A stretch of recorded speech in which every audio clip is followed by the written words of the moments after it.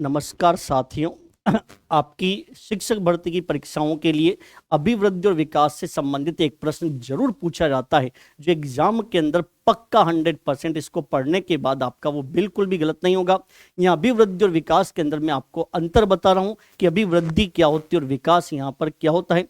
अभिवृद्धि का मतलब आपको समझना है केवल और केवल शारीरिक पक्ष से, तो शरीर के अंदर जो वृद्धि हो रही है वो आपकी अभिवृद्धि कहलाती है। लेकिन विकास का जो अर्थ है वो सभी पक्षों से होगा, वो शरीर में तो होगा ही सही, वो मानसिक, सामाजिक, संवेगात्मक, नैतिक सभी पक्षों में होता है। जब शरीर के अंदर ही वृद्धि को हम अभिवृद्धि कहेंगे तो क्या वो जीवन भर थोड़ी चलती है, वो निश्चित समय के बाद रुक जाती है। जैसे लंबाई एक उम्र के बाद फिक्स हो जाती है, धड़कन अंदर फिक्स हो जाती है, आपकी हड्डियों की संख्या पूर्ण हो जाती है, जबकि विकास पहले तो लगातार बढ़ता है, धीरे धीरे उसमें डाउनपन आना शुरू हो जाता है। इसलिए वो निरंतर चलने वाली प्रक्रिया है। जो चीज रुक जाती है वो क्या कहलाती है? संकुचित। इसलिए अभिवृद्धि का रूप कैसा कहलाया? संकुचित। लेकिन विकास लगातार चलता है, इसलिए वो क्या कहलाता है? व्यापक। इसलिए विकास एक व्यापक रूप में है। अभिवृद्धि जन्म से पहले शुरू हो जाती है, क्योंकि मां के गर्भ में बच्चे का शारीरिक विकास होता है और शारीरिक विकास एक अभिवृद्धि का रूप होता है। जबकि विकास में केवल शारीरिक विकास नहीं आता, उसमें मानसिक भी आता है, सामाजिक भी आता है, संवेगात्मक भी आता है। और वो सब विकास मुझे दिखाई कब देंगे? जब बच्चे का जन्म होगा। इसलिए जो जन्म के बाद की प्रक्रिया है वो विकास कहलाया, जो जन्म से पहले वो अभिवृद्धि कहलाई। लेकिन फिर भी मैं वापस बात को रिपीट करूंगा कि विकास जन्म से पहले प्रारंभ हो जाता है, कि एग्जाम में प्रश्न आ जाए कि विकास का प्रारंभ है, ध्यान रखना जन्म से पहले है। लेकिन अगर प्रश्न आ जाए मानसिक विकास का प्रारंभ है जन्म के बाद, सामाजिक विकास का प्रारंभ है जन्म के बाद, संवेगात्मक विकास का प्रारंभ है जन्म के बाद।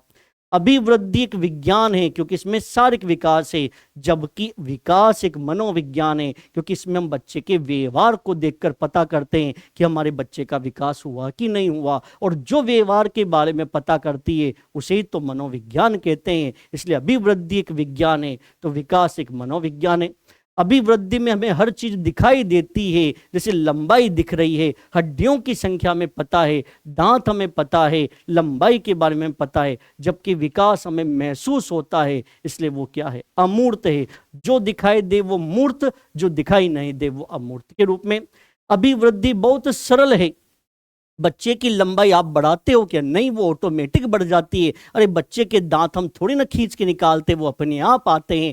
धड़कन अंदर हमारी कंप्लीट रूप में चलती है, इसलिए वो सरल है। लेकिन आपका बच्चा बेहतर बने, अच्छी सामाजिक क्रियाएं निभाए, अपने संवेगों को नियंत्रित करना सीखे, बच्चे का मानसिक लेवल बढ़िया बने, इसके लिए आपको बढ़िया ध्यान देना पड़ेगा। और ये चीज क्या कहलाती है? विकास। इसलिए विकास जटिल है तो अभिवृद्धि एक सरल प्रक्रिया कहलाती है। अभिवृद्धि की हम बात करते हैं तो इसमें संख्या मात्रा आती है, जबकि विकास के अंदर गुणात्मक भी आता है। गुणात्मक का मतलब है बच्चे के अंदर आने वाले अच्छे गुण, बच्चे में आने वाले बड़े बुरे गुण। शरीर के अंगों की लंबाई का बढ़ना, वजन का बढ़ना, यह भी वृद्धि है। लेकिन अगर मजबूती आ रही है, कठोरता आ रही है तो विकास है। हम कई बार लैंग्वेज में बोलते हैं, सामान्य बोलचाल की भाषा में, अरे बेटा तू इतना लंबा तो हो गया, तेरे अंदर अभी समझदारी भी नहीं आई है। ये कहने का मतलब क्या हुआ? अरे तेरा लंबाई का बढ़ना मतलब अभी वृद्धि तो हो गई, लेकिन तेरा विकास नहीं हुआ है। इसलिए विकास का मतलब समझदारी का आना, विकास का मतलब अंगों में मजबूती, कठोरता का आना। बाल हैं आपके, ये लंबाई इनकी बढ़ रही है, ये क्या हुआ? अभिवृद्धि हुई। लेकिन इन बाल में मजबूती आ गई, ये क्या हुआ? विकास हुआ।